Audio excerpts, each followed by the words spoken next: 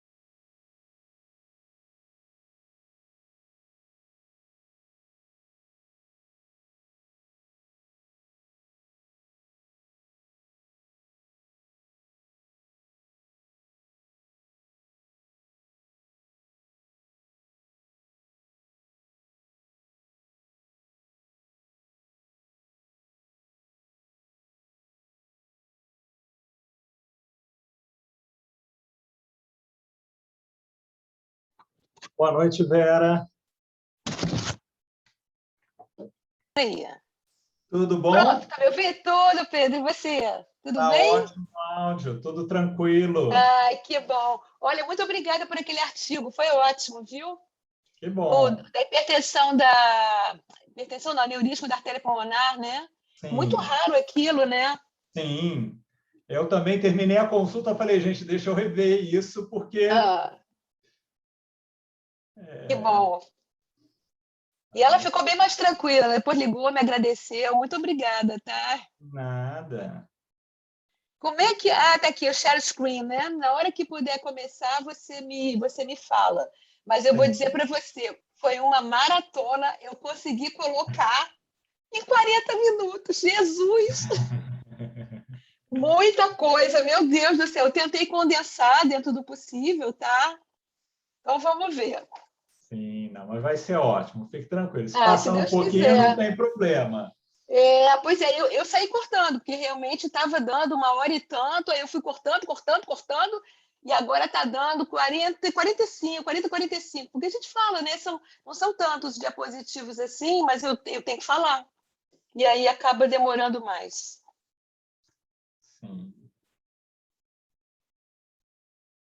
Deixa eu mandar aqui aquele lembrete no grupo para o povo se conectar.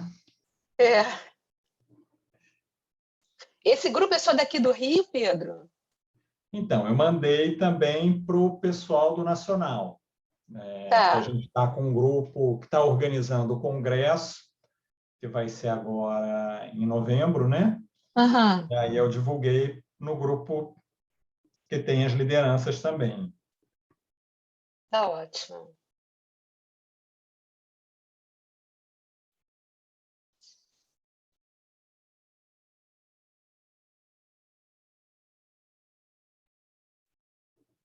Eu tive com o do Antônio no outro dia, já dei uma palhinha para ele do final.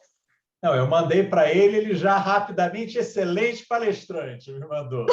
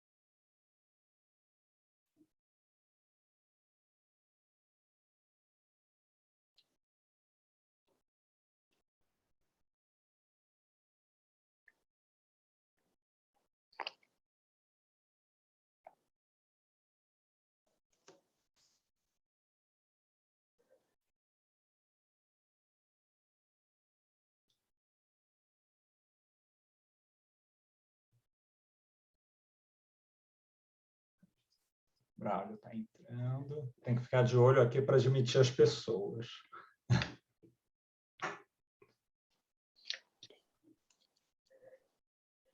Eu vou parar de compartilhar a minha aqui, que aí já fica Tá. encaminhado para você poder compartilhar. Boa É, noite, Braulio, seja bem-vindo.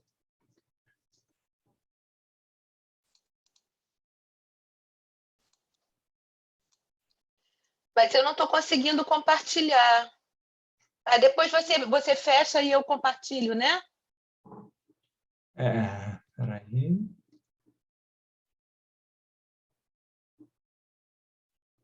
Isso, na hora eu vou até já...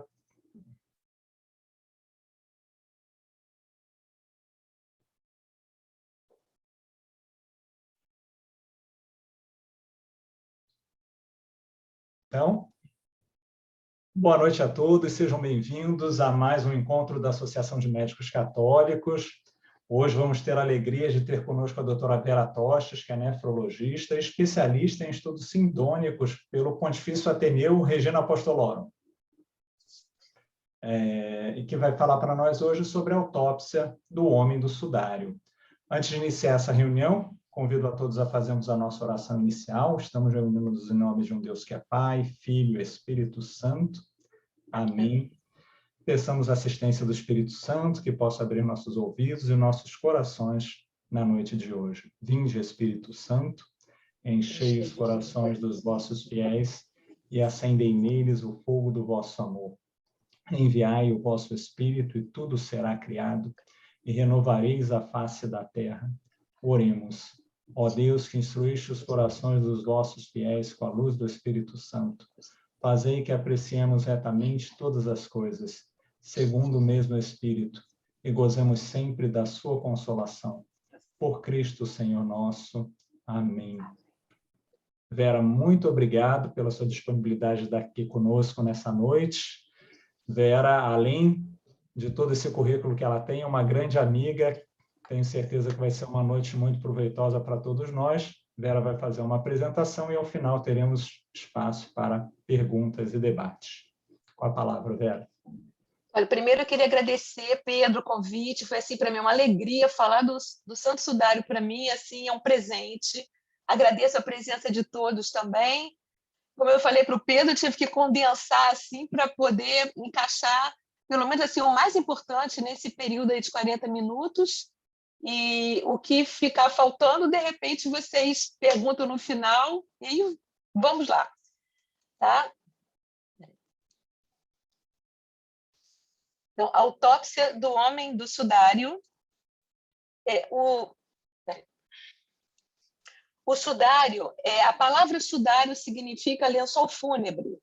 E nós temos algumas palavras que nos remetem a sudário. Então, nós temos sábana santa, em espanhol, nós temos a síndone, em italiano, temos shroud, em inglês, e a palavra, às vezes, otônia, é utilizado também como se referindo ao sudário, só que, erroneamente, ela se refere a sudário, porque, na realidade, otônia significam faixas, e é um tecido mais grosso, né, do que o linho do sudário. O sudário, ele de Turim, ele tem gravado a imagem dupla, em frente e verso, de um homem que tem características de flagelação e crucifixão compatível com a descrição dos evangelhos sobre a paixão e a morte de Jesus Cristo. O sudário é um lençol de linho puro, de 439,5 centímetros, mais ou menos 442, por 1,10 de largura, mais ou menos a 1,12. Essa medida esquisita, na realidade, ela corresponde a 8 por 2 cúbitos sírios, que era a medida que se utilizava na época. Esse lençol, essa última medição foi feita na restauração de 2002 pelo especialista de tecnologia têxtil Matthew Fleury Lemberg. Então, nós vemos aqui a imagem, né, de um corpo de um homem com cabelo comprido, a barba, o bigode, as mãos cruzadas.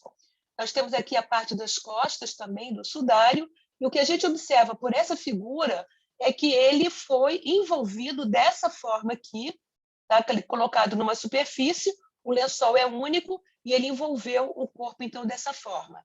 Nós temos aqui uma representação, uma pintura de Giovanni Battista della Rovere, do século XVII, mostrando exatamente a deposição da cruz, em que Cristo teria sido colocado dessa forma quando ele saiu da cruz.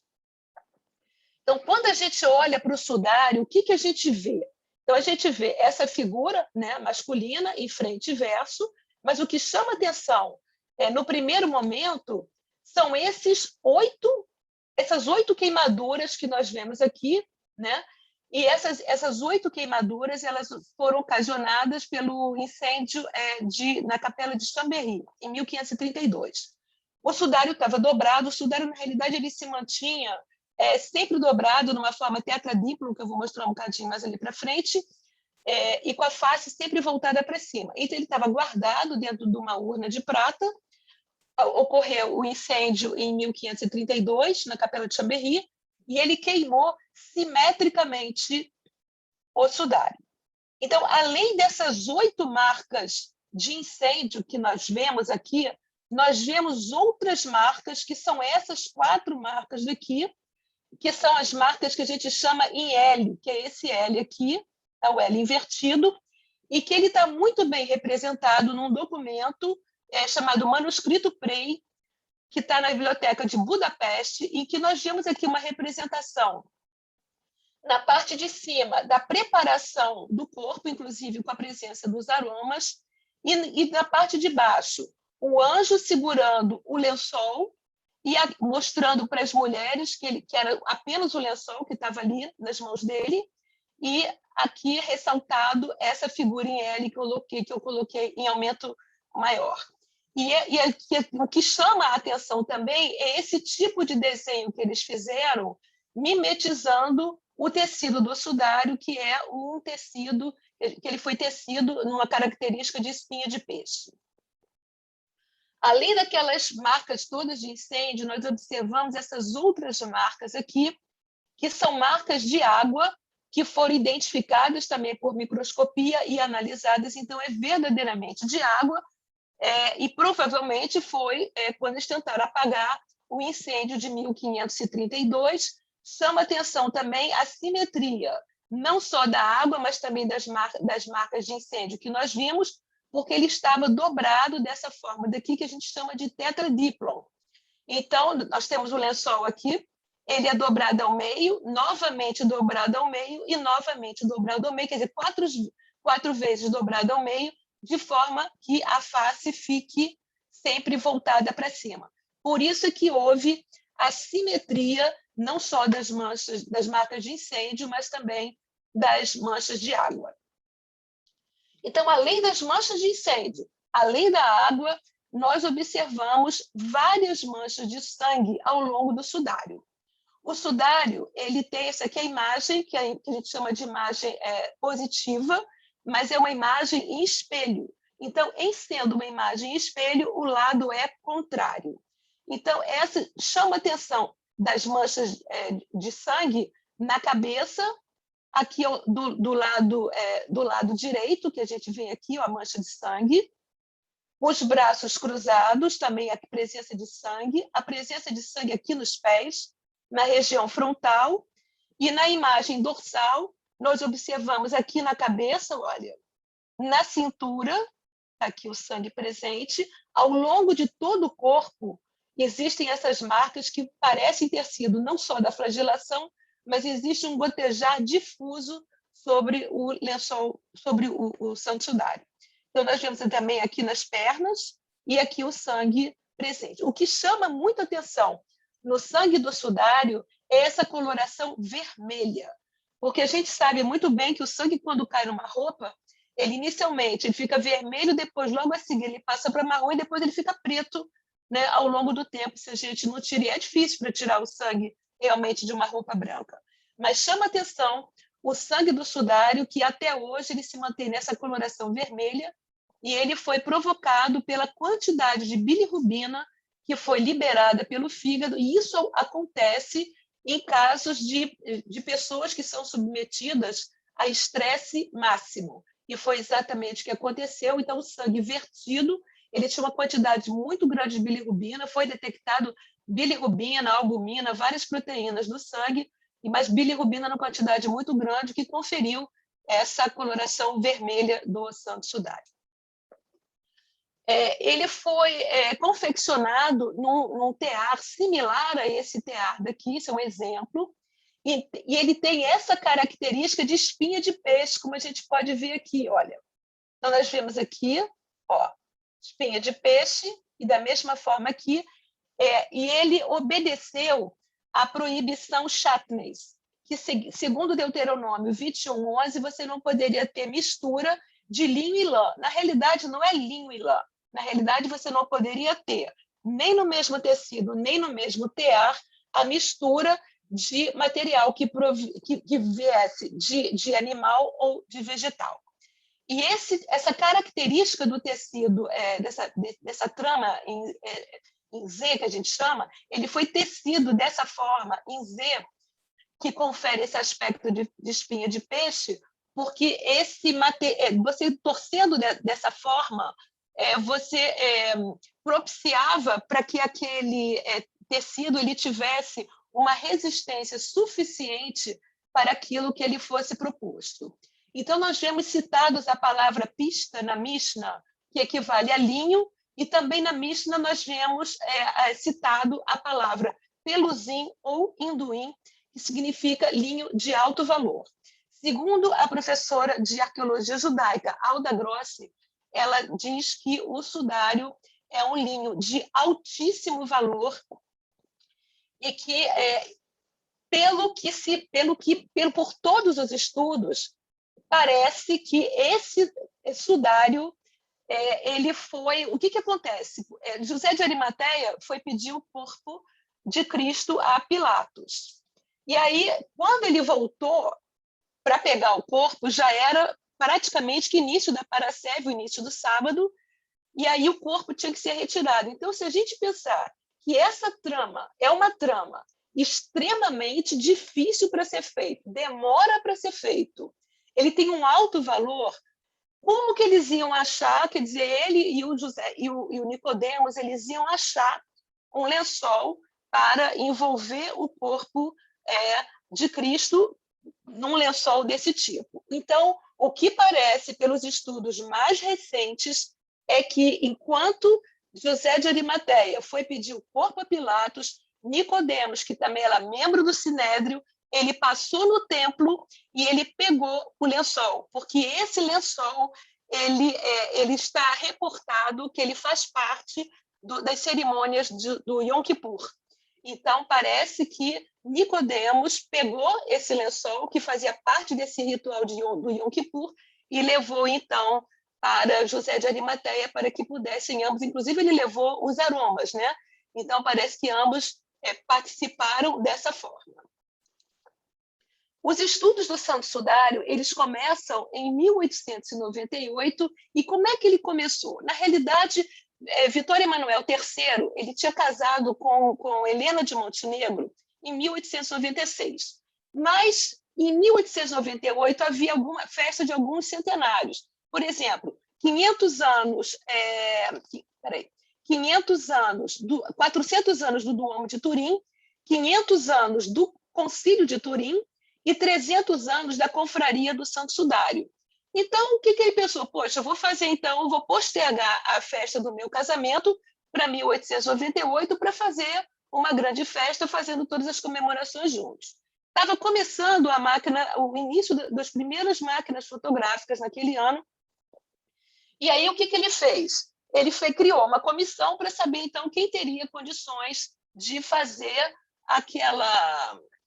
tirar as fotografias do sudário. E aí, quem ganhou essa comissão foi Secondo Pia, e aí Secondo Pia, então, ele começa as primeiras fotografias no dia 25 de maio, às 14 horas, antes da abertura dos portões ao público. Então, ele tira todas as fotografias do sudário e ele vai revelar. E qual foi a surpresa dele ao revelar que ele encontra essa imagem absolutamente definida, com uma nitidez impressionante? E o que ele observa? Uma coisa que chamou muito a atenção é que o negativo se apresentava como a imagem revelada. Porque a imagem revelada, como eu já falei há pouquinho, ela se apresenta como o negativo, ela se comporta como o negativo. Então, nós vemos uma figura bem definida, completamente diferente da imagem do sudário ou a imagem revelada. Então, aqui nós observamos todo o lado da imagem revelada ou a imagem no positivo é o lado, a imagem espelho, a imagem contrária, o lado correto está sempre no negativo. E aí foi a partir, então, dessa primeira propriedade que foi descoberta, que é a propriedade da negatividade, que aí o sudário realmente ele começou a ser muito estudado ao longo dos anos, e em 1977, dois engenheiros da NASA, Eric Jumper e John Paul Jackson, pegaram uma fotografia do sudário E eles resolveram, então, passar num analisador de imagens que era chamado o VP8. O VP8, esse analisador de imagens da NASA, ele fazia um estudo da superfície dos planetas. Então, qual foi a surpresa do Eric Jumper também e do John Paul Jackson, que quando eles acabaram de passar essa fotografia também, uma fotografia sépia, sem muita definição, eles encontraram uma imagem que praticamente que saía do lençol, né? Como nós podemos ver aqui, uma imagem tridimensional. E aí, em 1978, essa mesma tridimensionalidade foi descoberta, foi vista por Giovanni Tamburelli com outro tipo de aparelho, confirmando, então, os achados de John Paul Jackson e Eric Jumper. Mais tarde, em 2005, baseado em todos o que se ouvia falar do sudário, Petrus Suns, um holandês que trabalhava com a parte de computação, de gráfica e tudo, ele percebeu em alguns relatos, inclusive um deles foi do Pierluigi de Baima Bologna, que foi quem fez toda a parte hematológica do sudário, que ele dizia que quando ele olhava para o sudário, não só ele, mas outras pessoas também, que quando eles olhavam para o sudário, eles viam sempre como se fosse uma imagem em cima do lençol. Então, Petrus Suns ele viu que essa imagem teria uma característica holográfica. Então, ele pegou também a imagem do negativo e ele submeteu, então, essa imagem do negativo, ele aplicou o modelo de elevação de brilho ao negativo e ele obteve, então, uma imagem em frente e verso em tamanho natural, e essa imagem foi composta por uma imagem lenticular de 24 camadas, com 24 câmeras virtuais 3D a olho nu. Eu não sei se alguém de vocês teve a oportunidade de ver na Jornada Mundial da Juventude, eu era guia na época da exposição, e realmente é uma imagem assim que impressiona muito, mas essa propriedade holográfica, como se diz, ela surgiu somente em 2008, foi quando o Petrus Suns ele submeteu o sudário a essa gravação de holograma. Aí, baseado naqueles estudos de 1977, que eles viram a tridimensionalidade do sudário, o Eric Jumper e o John Paul Jackson, o que eles fizeram? Eles resolveram criar um grupo, isso eles fizeram por conta própria mesmo, eles não tiveram nenhum tipo de subsídio, cada um praticamente que foi por si, e ele uniu, então, 33 profissionais, de todos os melhores profissionais de todas as áreas. Um deles, inclusive, foi o Barry Schwartz, que foi o meu professor agora também no Ateneu Pontifício, né? Que foi o fotógrafo oficial do sudário, uma pessoa assim, fantástica. Ele me cedeu várias fotografias para que eu pudesse fazer todas as aulas que eu tenho dado, uma pessoa assim, fantástica. Então, o que eles pediram? Que eles fizeram um grupo desses 33 profissionais, independente do credo. Então, tinham batistas, tinham metodistas, tinham católicos, tinham judeus, tinham agnósticos. Então, eles queriam, na realidade, saber como a imagem do sudário tinha sido formada. Não interessava para eles saber se o sudário era verdadeiro, se o lençol pertencia a Jesus Cristo. O que eles quiseram, na realidade, saber era como essa imagem se formou. E aí, então, se criou esse grande trabalho que foi feito, ele começaram em 77, mas o estudo foi feito, na realidade, em 1978, na Itália, e chama-se STURP, ou seja, Shroud of Turin Research Project, um projeto de estudo de pesquisa sobre o sudário de Turim, que foi elencado por o John Paul Jackson e pelo Eric Jumper. E, nesse momento, quando o sudário esteve nesse estudo em 1978, além desses 33 americanos, se juntaram também outros profissionais de outras áreas, como, por exemplo, o Max Frey, que fez todo o estudo dos pólens, e também o Avino Andani, que fez toda a parte da botânica, e outros profissionais de diversas áreas não pertencentes ao grupo, mas foram pesquisadores independentes nesse período. E o que eles descobriram no STURP? Eles descobriram que essa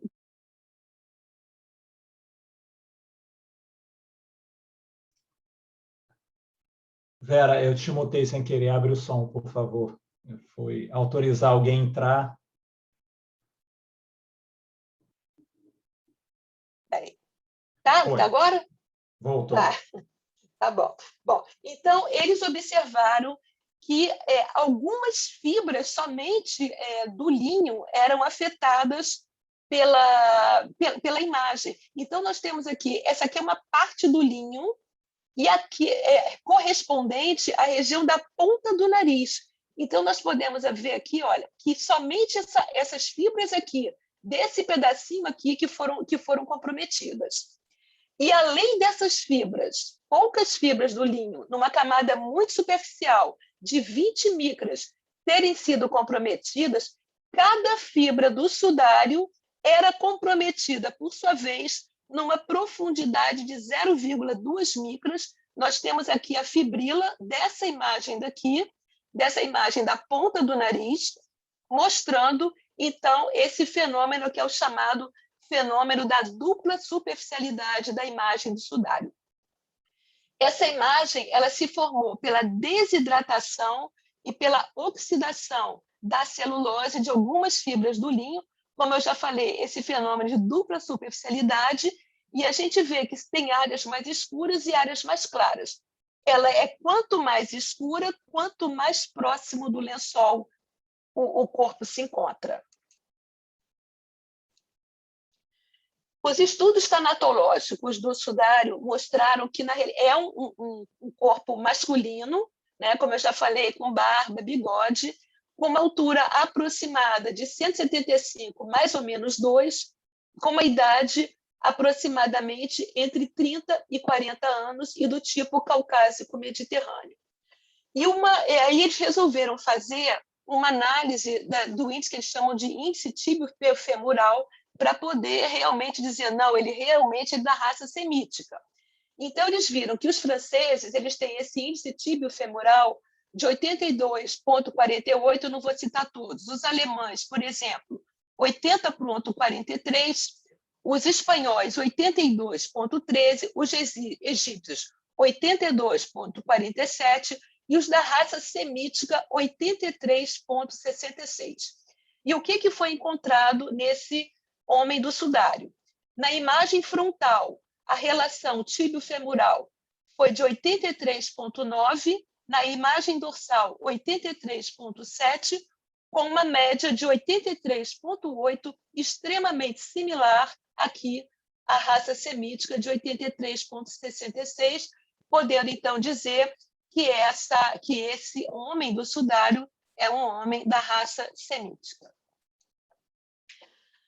Além dele ser, vamos dizer assim, além de tudo que eu já mostrei, eles viram que realmente esse lençol envolveu o corpo de um cadáver, porque esse corpo ele se apresenta com uma cabeça em hiperflexão, o pescoço ele não é observado, ele apresenta rugas na testa, apresenta contratura dos músculos peitorais, a posição não natural dos membros superiores e uma assimetria dos membros inferiores, inclusive com um dos membros mais curto, o membro esquerdo mais curto do que o membro inferior direito, e ambos em hiperflexão plantar.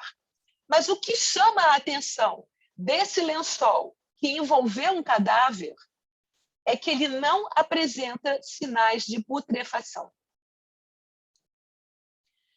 O sudário ele apresenta, são 3 tipos de sangue que podem ser observados no sudário. O primeiro, que eles chamam de tipo 1, é o sangue que está presente na pessoa viva, e esse sangue de pessoa viva ele se apresenta na cabeça, nas costas e nos braços. Nós temos também o tipo 2, que é o chamado sangue que foi vertido pós-mortem. Nós temos nos pés, na cintura e aqui do lado direito. Temos o sangue queimado, que esse aqui, no caso, é do lado traspassado, mas é onde tem uma das manchas do queimado daquele incêndio de Chambéry. Então, e aqui nós vemos, então, uma fibrila do linho embebida com sangue. Então, são esses os 3 tipos de sangue que eles classificaram no sudário. Um outro dado importante é que o sangue ele é prévio à formação da imagem. O sangue é verdadeiramente humano, do tipo AB, é o sangue mais comum em judeus do que nos europeus, e esse sangue ele foi identificado através do teste da porfirina, através da luz ultravioleta. A coloração vermelha, como eu já expliquei para vocês, que é por causa da bilirrubina. Uma outra coisa que chama atenção é a presença dos coágulos, que eles se apresentam eles são ressequidos, esses coágulos. Então, mostra que a pessoa que estava envolvida nesse lençol era uma pessoa que tinha sido submetida à desidratação. Um outro dado também extremamente importante é que o sudário apresenta diferentes estágios de coagulação. Então, nós temos a formação do coágulo, ela se dá normalmente entre 5 a 10 minutos. Se você pensa que o cadáver, que a pessoa estava desidratada, esse processo ele ocorre de uma forma mais rápida, só que o processo todo de lise desse coágulo, ele começa em torno de 4 horas e pode se estender entre 24 a 40 horas. E eles observaram que eles encontraram vários estágios de coagulação no sudário e que esse processo se interrompeu num período inferior a 40 horas. Aí, muitas perguntas, isso sempre acontece, foi feita o DNA do sudário, já estudou. O que acontece? Então, essa é uma pergunta que sempre acontece, então já vou explicar aqui. O sudário ele foi manuseado durante inúmeros séculos e as pessoas pegavam o sudário. A gente vê, inclusive, não botei aqui porque senão a aula ia ficar gigante, as pessoas seguravam o sudário dessa forma. Então, a gente vê várias pessoas, fotografia de várias pessoas, fotografias e desenhos ao longo desses séculos todos, segurando o sudário para a ostensión. Então, além disso, a gente também teve, em 1532, o sudário ele sofreu a restauração pelas Clarissas. Então, várias pessoas manusearam o sudário. O que chama atenção e que tem uma quantidade grande nas regiões realmente próximas do sangue, ou no sangue, que eles conseguiram identificar, foi uma grande quantidade do cromossoma XX acrescido do gene XRY. Esse gene está presente em 1 a cada 20 mil homens. Tá? Então, chama a atenção do sudário, eles ainda não, quer dizer, isso aí são dados assim, super recentes, mas isso agora, com certeza, com os novos aparelhos, não precisa, com certeza não vai se precisar mais tirar pedacinho do sudário para fazer análise nenhuma, eles vão conseguir, sem dúvida, fazer uma análise bem acurada do sangue sudário. O que a gente observa na face do sudário é uma face politraumatizada, principalmente aqui nos olhos. Então, a gente vê aqui a quantidade grande, eu vou para um lado e para o outro, porque realmente tem coisas que a gente vê melhor no negativo e outras melhor no positivo. Aqui a gente vê bem o sangue aqui na cabeça, tá? Agora, essa contusão que a gente vê aqui abaixo do olho direito, nós vemos então, existem várias tumefações entre sobrancelha e nos olhos. Nós temos o desvio da cartilagem do nariz para o lado direito. A gente pode observar que não existe uma linha reta de um lado para o outro. Existe também vamos dizer assim, está inclinada essa região do queixo. Então, isso mostra que houveram lesões compatíveis com golpes de bastão, socos, tapas e bofetadas. Essa daqui, sem dúvida, que a gente vê que é uma imagem de bastão, que é uma imagem bem redonda, né, que a gente consegue identificar melhor pelo negativo do que pela imagem no positivo. Mas chama muito atenção, e é uma característica do vulto sindônico, essa imagem que a gente chama de 3, ou na imagem do 3, na imagem positiva, é chamada de o 3 invertido. Por que a importância dessa imagem do que a gente chama do 3 invertido, e é uma característica do rosto sindônico? Esse 3 ele foi provocado pelos orifícios provocados pela coroação de espinho, mas essa gota daqui, que ela se destacou desse 3. E pelos estudos que eles fizeram também, essa gota daqui ela foi vertida no momento em que houve o deslocamento da cabeça para frente, ou seja, na hora da morte. Então, por isso, esse 3 tem essa característica importante no rosto sindônico. Só beber um pouquinho d'água. Na parte de trás da cabeça, nós vemos esses inúmeras, não só da frente, né, que eu já tinha mostrado da frente, mas também na parte de trás, mas foi pela parte de trás que eles conseguiram identificar que o sudário ele não foi crucificado com uma coroa, mas sim com um capacete similar a este daqui, que era um capacete que era utilizado pelos reis bizantinos. Então, são mais de 33 feridas pequenas e profundas, mais ou menos 20 occipitais e 13 frontoparietais. Os pólens encontrados na altura mais ou menos dos ombros do sudário foram a Gundelia tourneforte, o Ziziphus spina Christi e o Ramus licioides, predominando a Gundelia tourneforte e o Ziziphus spina Christi. O sudário ele nos mostra verdadeiramente o que foi o horror da flagelação. Nós temos aqui um mapeamento que foi feito pelo Monsenhor Giulio Ricci, que ele mapeou todos os flagelos com que esse homem do sudário recebeu. Houve um predomínio pela região dorsal, na região glútea também, nas coxas e nas pernas. Na região da frente, nós temos essa região do peito, que também foi, mas não muito, temos também na região genital e nas pernas. Nós vemos aqui, então, na imagem positiva, esse dorso completamente martirizado. Eles contaram, na realidade, são 120, mas esse número não é muito preciso, porque são 120 feridas. Nós temos, às vezes, em par, nós vemos aqui, olha, aqui nitidamente nós vemos como se fosse um açoite em par, mas em vários lugares nós observamos também triplo, né? Essa flagelação. Aí outra coisa, as laterais do sudário, elas não foram observadas, que não tem como observar. Então, com certeza, o número de feridas é muito maior do que 120. Ele sofreu uma flagelação do tipo romana, porque na flagelação hebraica seriam 40 menos 1, então seriam 39 açoites. Mas no caso da flagelação romana, ficava por conta ou da pena que foi instituída, ou então por conta dos flageladores, dos aceitadores, ou eles flagelavam até quando eles quisessem, ou até quando houvesse, ou quando até o flagelador morresse, ou o crucificado morresse. Mas então ficava mais por conta da pena, mais ou menos, imposta. Mas isso era a característica da flagelação romana. E o objeto que ocasionou essa flagelação foi o chamado flagrum taxilatum. O flagrum taxilatum ele tem um bastão de madeira e ele pode ter 2 cordas ou 3 cordas. E na ponta dessas cordas se tem ou astrágalo de carneiro ou pontas de chumbo. No caso do astrágalo de carneiro, ele, na hora que ele é açoitado, ele gruda na pele e vem junto com ele não somente a pele, mas também o músculo.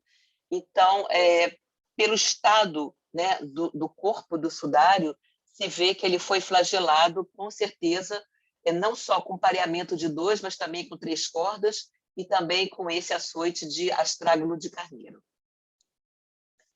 Uma outra imagem que chama muito a atenção do sudário são essas 2 imagens daqui. Essa fotografia daqui é a mesma do positivo, só que o livro que marcou isso aqui, todas as fotografias do livro estão em preto e branco. Tá? Então, por isso que eu coloquei aqui. Esse daqui é o lado esquerdo e aqui o lado direito. Existe uma angulação de mais ou menos 20 graus entre uma imagem e outra. Essa imagem esquerda, ela tem 10 centímetros de altura por 9 de largura, essa daqui. Tá? E essa outra daqui é um pouquinho menor. Então, isso mostra que esse homem do sudário, ele carregou um objeto muito pesado nas costas e que esse objeto ele roçava de um lado para o outro, ele deslizava para um lado para o outro. Então, uma pessoa que já tinha sido submetida à flagelação, ainda carregar o patíbulo e carregando aquele peso, porque o patíbulo ele variava entre 40 e 80 quilos. Esse era o peso normal de um patíbulo.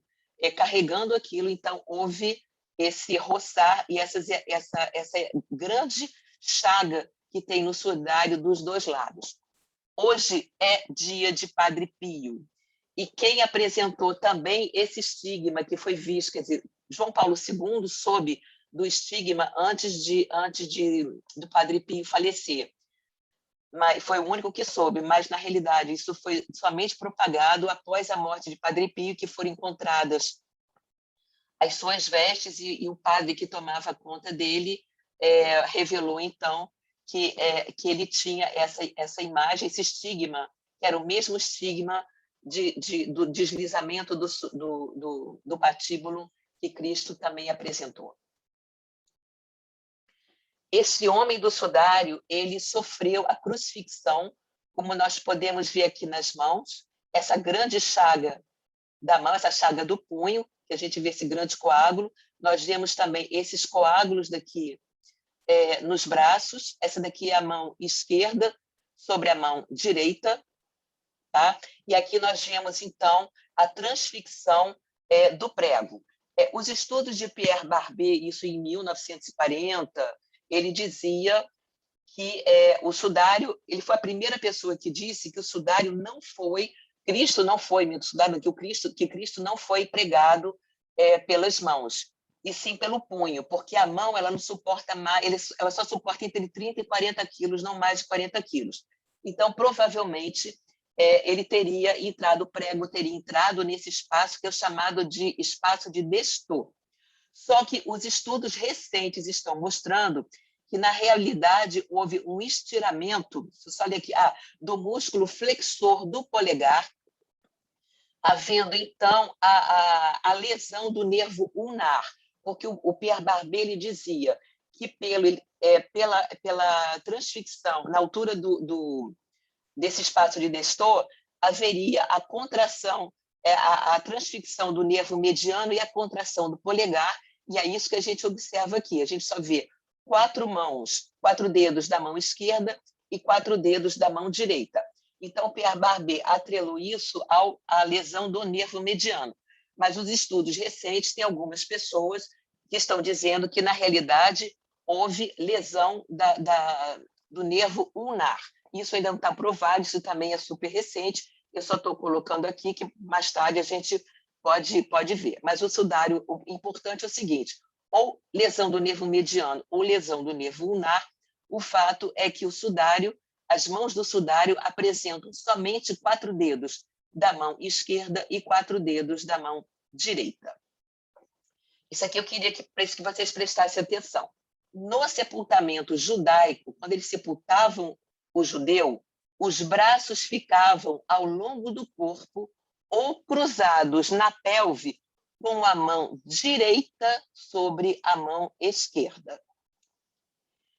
Na realidade, a mão direita, segundo a tradição judaica, ela invoca a misericórdia divina para que a justiça de Deus, simbolizada pela mão esquerda, se faça de forma mais branda.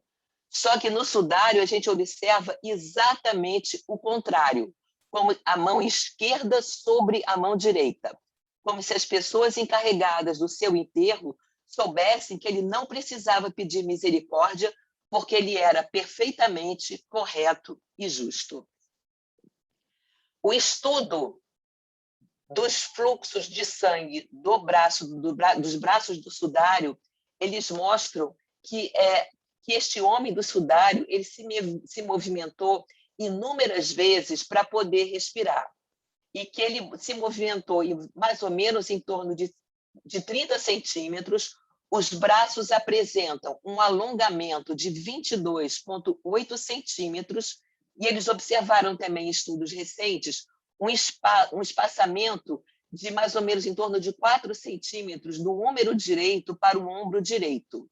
Provavelmente existe uma corrente também que diz que no momento que essa cruz foi soerguida, com o peso do corpo ele despencou, levando, então, a tração desse braço direito e paresia do braço direito. Esses estudos foram feitos, inclusive, por Monsenhor Júlio Ricci. Então, parece que houve uma paresia do lado direito e o braço direito é um braço mais alongado do que o braço esquerdo. Mas fez todo o estudo dos ângulos de sangue do sudário que propiciaram todos esses dados aqui.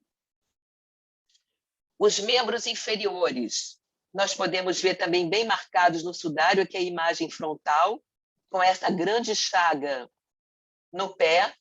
Aqui, da mesma forma, a imagem dorsal, em que nós podemos ver o pé direito aqui com sangue, esse sangue saindo daqui do pé, e aqui o pé esquerdo também um pouquinho, quer dizer, com menos visível do que a imagem do pé direito, que a gente consegue observar bem nessa imagem do negativo. Então, pelo estudo da imagem no negativo, eles viram que o pé direito ficou no madeiro da cruz, enquanto o pé esquerdo foi sobreposto ao pé direito. Então, nós vemos aqui o pé direito marcado com sangue de sudário. Esse é o famoso sangue que eu falei, o sangue pós-mortem, porque na hora que tirou o prego é que o sangue verteu, tá? Esse mesmo sangue aqui do pé esquerdo, esse prego, ele tem mais ou menos em torno de 11 a 12 centímetros. Foi encontrado restos ósseos, né, em 1968, que eles chamam de Yehohanan, e que esse Yehohanan ele foi crucificado mais ou menos nessa época de Jesus, e foram os estudos desses restos, né, de ósseos que foram encontrados em 1968 naquela região dali de Jerusalém, que conseguiu fechar vários dados do Santo Sudário. Porque os pregos que eram utilizados para crucifixão, eles eram utilizados novamente, quer dizer, eles não eram colocados e jogados fora, eles utilizavam aqueles pregos. Só que no caso desse Yehohanan, eles observaram a transfixão exatamente como mostra aqui, o pé esquerdo sobre o pé direito, porque a gente fazendo estudo de várias pessoas que foram crucificadas, você poderia ter várias formas de crucifixão, mas no caso esse Yehohanan, que ele foi crucificado no século, por volta também do século I, aí por volta do ano 33, o prego que foi encontrado no pé dele, o prego estava todo torto, foi de mais ou menos esse tamanho daqui de 11 centímetros. Sem dúvida que a imagem mais importante do Santo Sudário é a imagem do lado direito. Nós encontramos uma grande chaga do lado direito, uma imagem que tem 15 por 6 centímetros, tá? Que saiu, foi um sangue que foi vertido de um orifício com mais ou menos 4,5 por 1,5 de forma elíptica, compatível com o diâmetro de uma lança romana. E ele perfurou mais ou menos 8 centímetros para dentro. O que chama a atenção dessa chaga, primeiro, é a quantidade de soro que se vê, não somente em volta da mancha, mas também permeando essa mancha daqui. Essa mancha ela é completamente diferente dessa mancha que fica mais próxima da região onde houve a transfixão. Eles observam que esse sangue é predominantemente vertical, então ele foi infligido após a morte, e, além disso, ele apresenta uma grande quantidade dessa chaga, vamos dizer assim, longitudinalmente, o que mostra que esse sangue não foi somente um coágulo, esse sangue foi vertido em jato pelo tipo de característica dessa imagem daqui. Como causas prováveis da morte desse homem do sudário, ao longo desses anos todos, várias hipóteses foram feitas. A primeira, que seria que ele teria morrido por anóxia, só que a asfixia ela pressupõe a perda da consciência, tetania e coagulação intravascular disseminada. Só o que se sabe de Jesus é que ele ficou lúcido até o final. Então, a hipótese de morte por anóxia, a anóxia pode ter entrado como fator causal, mas não como fator diretamente determinante da morte. O choque devido à morte, morreu de choque por causa da anóxia. Ele deveria ter diversas lesões teciduais compatíveis com microembolia, que não é o que se observa no santo sudário.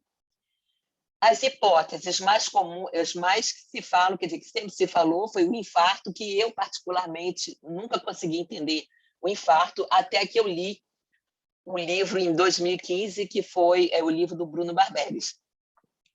O que sempre se aventou a hipótese de infarto pelo fato dele estar desidratado, dele ter sido flagelado, dele ter carregado o patíbulo, dele ter um esforço muito grande para ele poder respirar. Só que a grande quantidade que foi vertida sugere que esse sangue tenha sido um hemopericárdio. E é muito raro a ruptura miocárdica por infarto, ainda mais num período muito curto. A gente vê, eu não sou cardiologista, né? Mas, de qualquer forma, a gente sabe que a ruptura por infarto ela acontece num tempo um pouquinho maior. E um outro fato que chama atenção dele ter morrido por infarto seria o fato dele ser uma pessoa muito jovem. Mas foi levantada uma outra hipótese que, para mim, é o que faz mais sentido, que ele carregou o patíbulo e, como eu já falei, em torno de 40 ou 80 quilos, ele caiu e uma das quedas, que foi a queda final, ele caiu dessa forma com o rosto na terra. E é tanto que existe a presença de terra no nariz, no joelho, né, principalmente no joelho e na face. Então, mostrando que, na realidade, ele caiu direto com o rosto e ele deve ter tido um impacto muito grande do tórax com o patíbulo nas costas no solo. Então, o que eles dizem é que houve uma contusão do tórax por esse trauma, né, ocasionado por esse trauma, provavelmente se fez algum hematoma, ele continuou caminhando, ele foi crucificado, ele tentava respirar e, na realidade, aquele grande hematoma que provavelmente pegou a região da aorta e que chegou ao momento final e que acabou rompendo. E o que chama atenção também, que eles dizem que pode ter sido isso, é que o grito final, que corresponde a ruptura de aorta que está presente em vários casos que foram analisados, que essa dor absurda com morte imediata estaria relacionada à ruptura da aorta ascendente por trauma. São João Paulo II ele teve veneração ao sudário em 1998 e ele dizia que o misterioso fascínio exercido pelo sudário nos leva a fazer perguntas sobre a grande relação entre o linho sagrado e a história de Jesus. Então, São João Paulo II ele refletiu o seguinte, que o sudário é uma imagem intensa e de sofrimento inenarrável.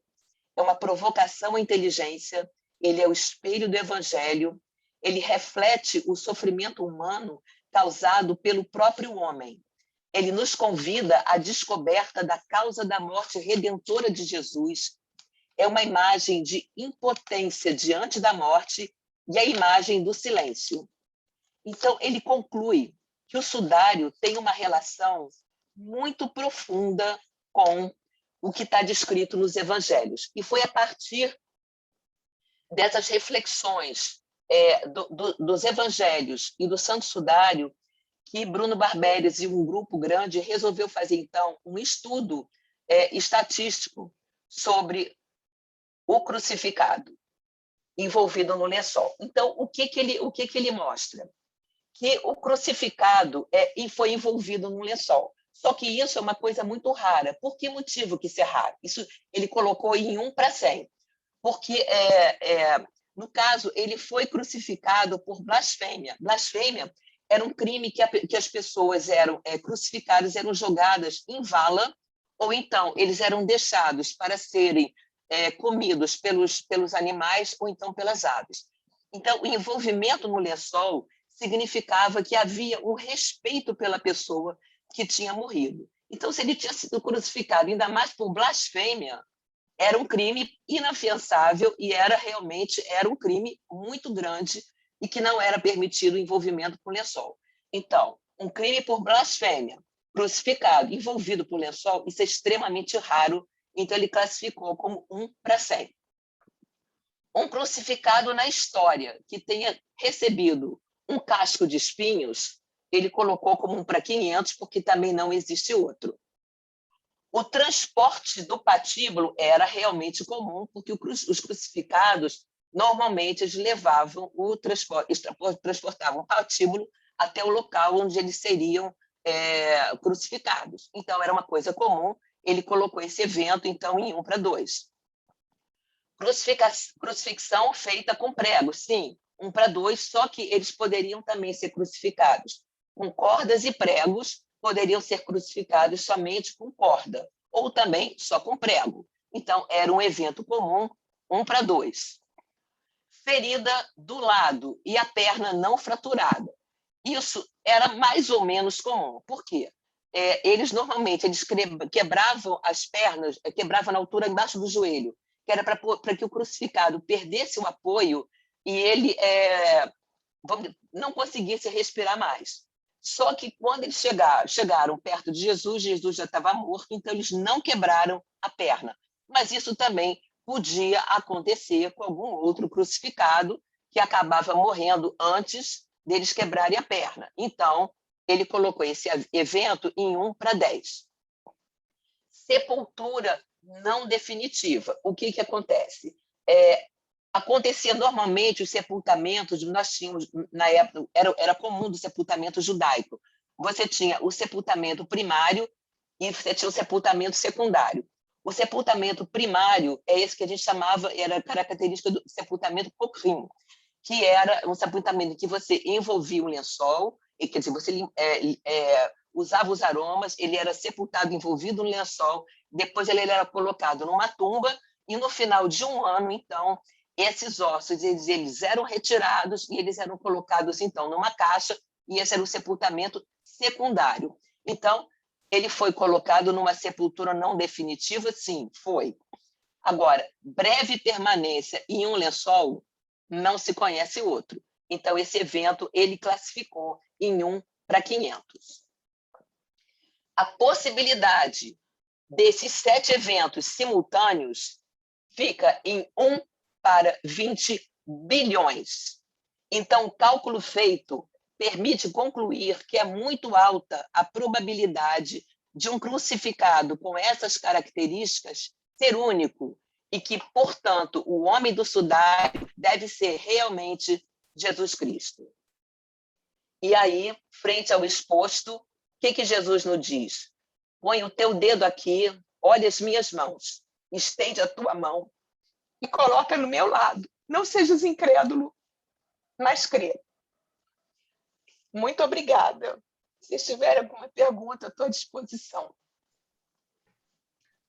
Vera, muito obrigado. Foi excelente a sua apresentação, super ampla, tocando vários pontos, né, do sudário, sobretudo destacando esses aspectos médicos, que acho que nos indagam tantos, né, que a gente é fiel, mas também é médico, né? Então a gente vê e tem que aliar, né? Fé e ciência, né? São as duas asas que nos elevam para a contemplação da verdade. Então acho que ajuda nesse casamento.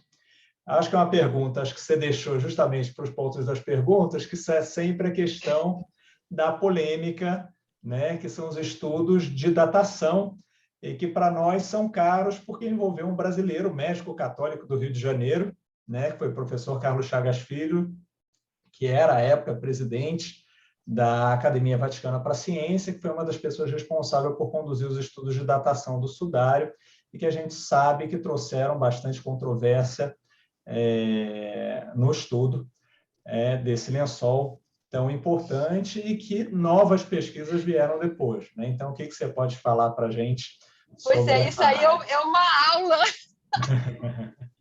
O que acontece? O sudário ele veio com aquela datação entre 1260 e 1390, só que as pessoas que estavam estudando o sudário, aquele grupo todo do Sturp, eles continuaram a estudar o Sturp. E aí, continuaram a estudar o sudário.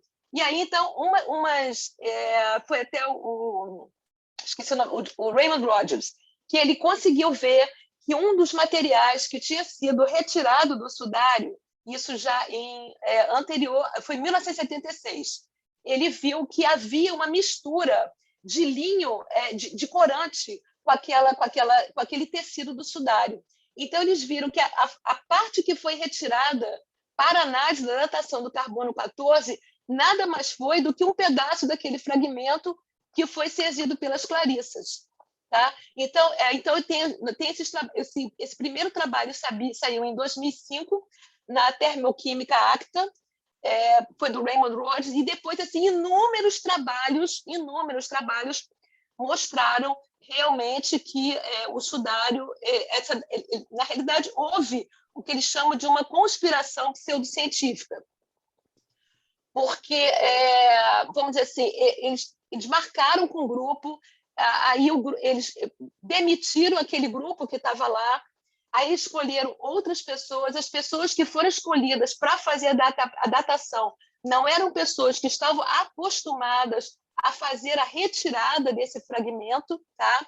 E aí uma das amostras, inclusive, que foi para o Arizona, ela foi colocada no museu.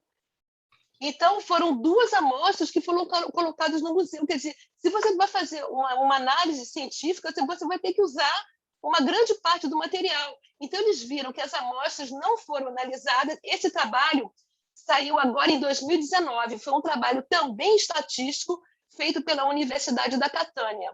Então, eles mostraram, invalidando totalmente as amostras que foram coletadas para a amostra da datação do carbono 14.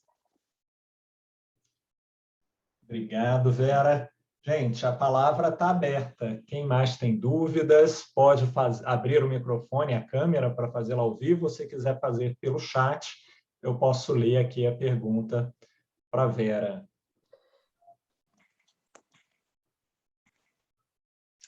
Pedro? Vera? Oi, Pedro. Vera. Isso. Vera para a Vera. Exatamente. Bom, em primeiro lugar, bom agradecer ao Pedro o convite, né? Mas, assim, Vera, tenho que te parabenizar muito. Eu estou até dividindo aqui, porque eu estou assistindo com o meu esposo, que não é médico, mas a gente está impressionado, porque, assim, você falou durante 1 hora, e assim, prendendo completamente a nossa atenção, quer dizer, o quanto você falou, assim, super importante para todos nós. Eu confesso que eu não tinha, né, não tinha nenhum conhecimento perante o que você falou. A gente sente essa emoção. Eu tive a oportunidade de, inclusive, ir a um congresso médico em Turino, e estive lá, né, na igreja onde está o Santo Sudário. Quer dizer, só o fato da gente ir lá, a gente realmente sente uma emoção muito grande. Você conseguiu agora, depois de todos os conhecimentos científicos e técnicos, que eu nem sei como é que você guardou e estudou tanto para isso, né? E você conseguiu fechar com a chave de ouro de tudo que João Paulo II, né, falou, né? A gente já tinha ouvido isso dele, e realmente você colocar essa união toda, porque a gente sabe o que importa realmente a fé, mas quando a gente recebe toda essa grandiosidade do conhecimento técnico-científico, a gente fica mais feliz ainda. E uma coisa que assim, eu não tinha a mínima ideia, mas que sempre eu me questionei, era, no sudário, a colocação das mãos sobre a genitália de Jesus, né?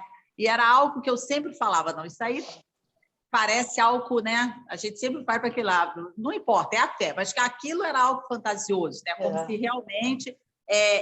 por que isso, né? Porque a gente normalmente não vê, eu não sabia como era antigamente, mas normalmente as pessoas colocam as mãos na lateral, no máximo no coração, no peito. Quer dizer, isso é o que a gente tem hoje de conhecimento, né? E você dá toda essa explicação da mão direita e da mão esquerda, quer dizer, eu fiquei muito surpresa e feliz, porque eu confesso a você e a todos que estão nos ouvindo que eu sempre tinha essa, sabe? Dúvida. Dúvida mesmo, entendeu? Eu falei, porque é Jesus e apareceu isso, quer dizer, então você dar essa explicação toda, eu não tinha nunca ouvido falar dessa mão direita, mão esquerda, achei fantástico, assim, maravilhoso o seu conhecimento, parabéns, estou muito Obrigada. feliz, e que esse conhecimento seja multiplicado, eu acho que a gente tem muita chance, né? Dependendo da sua disponibilidade, né, do seu tempo, de a gente poder passar isso para outras pessoas, que realmente nos proporcionou grande alegria. Parabéns, Muito Vera, obrigada. parabéns, Pedro, por ter chamado você, foi realmente muito prazeroso. Obrigada mesmo. Muito obrigada, muito obrigada. E eu realmente aprendi essa da mão esquerda, da mão direita, o significado, né, da misericórdia. Foi na aula de arqueologia judaica, e eu fiquei realmente uma coisa assim, meu Deus do céu, que significado bonito, né? Que significado, quer dizer, normalmente é o direito sobre a esquerda, em que o judeu está pedindo misericórdia, mas no caso de Cristo não, é a esquerda sobre a direita, porque ele não precisa pedir misericórdia, não precisava pedir. Né? Então, o simbolismo, eu fiquei assim, nossa, eu sempre choro no final da aula, desculpa, mas eu não... é uma coisa assim, não adianta. Parabéns. Saúde para você, Vera. Parabéns. Muito obrigada, muito obrigada. Mais algum colega quer fazer um comentário, tirar uma dúvida?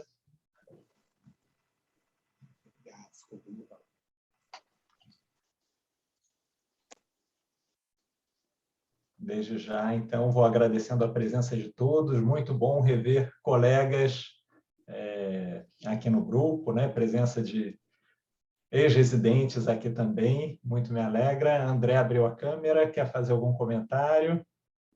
Colega lá da Unimed. E aproveitar esse espaço já para fazer o convite a vocês dos nossos próximos encontros, né? Então, a gente concentrou para o segundo semestre, ainda estamos passando por esses momentos difíceis de pandemia, mas teremos uma série de atividades para os médicos católicos nesse segundo semestre. Então, aqui dentro da nossa associação, esse foi o primeiro encontro. Já temos outro programado para o dia 7 de outubro. Eu vou estar mandando o convite com a arte bonitinha até o final de semana, que vai ser com o Dr. Paulo Fontão, que é um colega médico, especialista em medicina da família e recém-mestre em teologia pela PUC do Paraná, que ele defendeu a sua dissertação de mestrado intitulada Saúde e Espiritualidade no Magistério do Papa Francisco. Então, vai comentar todas as falas e os textos do Santo Padre, relacionando saúde e espiritualidade. Também vai ser um encontro imperdível. Tá? E mês que vem, outubro, também é o mês do nosso padroeiro, São Lucas, né, evangelista, médico, padroeiro dos médicos, e tradicionalmente a gente se reúne para a Santa Missa em honra ao nosso padroeiro. Esse ano, dia 18, vai cair numa segunda-feira, então a gente optou por antecipar a missa para o domingo, dia 17, e já tradicionalmente a gente vai a essa missa no Santuário de São Judas Tadeu, no Cosme Velho, porque a igreja de São Judas Tadeu ela tem como copadroeiro São Lucas, porque essa igreja ela foi construída no local do antigo Asilo dos Médicos, que pertencia ao Sindicato dos Médicos do Brasil, e lá foi construída pelos médicos uma capela dedicada a São Lucas.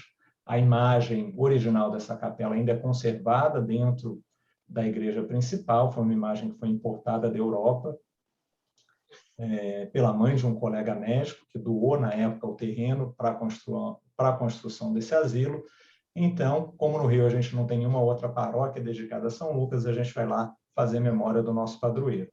Então, vamos estar indo de véspera, fazendo essa peregrinação, e convidamos aos colegas que puderem também, na segunda-feira, dia 18, participarem nas suas paróquias. A gente sabe que alguns hospitais também celebram missa nesse dia, participar para honrar aí São Lucas. E a gente já deixa o convite para novembro, a gente já mandou isso nos grupos, teremos entre os dias 12 e 14 de novembro o 4º Congresso Brasileiro de Médicos Católicos. Vai ser realizado em Brasília, presencialmente, mas vai ser um evento híbrido, então a gente tem a oportunidade de também participar pelas mídias de casa. Tem uma programação que vai ser síncrona, ao vivo, transmitida, e outra assíncrona, um curso de bioética que a gente pode participar no momento que for mais conveniente. E o último congresso foi aqui no Rio de Janeiro, em 2001, então 20 anos depois a gente vai estar tendo o 4º congresso, que está reunindo associações médicas de mais de 13 dioceses, com o intuito de ser fundada nesse congresso a Associação Nacional de Médicos Católicos, a Associação Brasileira de Médicos Católicos. É um projeto aí que já vai completar quase um século e que ainda não tinha sido instituído, e que, se Deus quiser, a CNBB já deu a aprovação preliminar, está só aguardando a revisão final dos estatutos. Se tudo acontecer até lá, em novembro ela vai estar sendo inaugurada, e a gente conta com a presença de todos, quer presencial, quer virtual. Eu vou estar também mandando, já mandei e vou mandar novamente o lembrete para o Congresso. Tá bom? Então, essa é a nossa programação. Se ninguém tem mais dúvidas, comentários, agradeço a presença de todos, agradeço mais uma vez imensamente a Vera por ter disponibilizado o seu tempo para partilhar um pouco do seu conhecimento sobre o Santo Sudário conosco. Eu que queria agradecer a todos, a presença de todos, agradecer muito, Pedro, o convite. Eu sempre me emociono muito quando eu falo do Sudário. Tá? Muito obrigada pelo convite, obrigada a todos também. Boa noite, gente. Fiquem Boa com noite, Deus. obrigada. Obrigada. Boa noite. Boa noite, boa noite.